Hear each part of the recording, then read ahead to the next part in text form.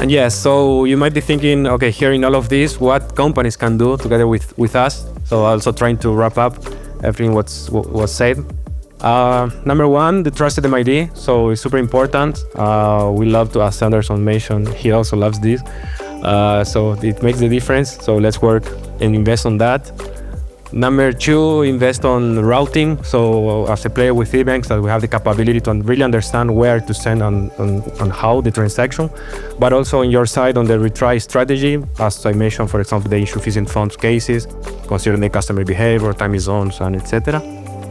Work with BIN management. So the deep you can go, and we are going very deeply on a BIN level when we analyze everything.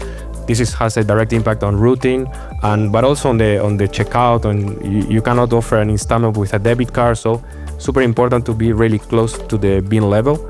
Number four, we talked about the card features that keep evolving and getting ready in different markets. So 3DS, card on file, network token, and so on. Number five, create a localized checkout experience. So whenever you are offering a local payment method, you are localizing your checkout experience. It could be either adding APMs or the cards with installments and so on, or local brands, as João was sharing.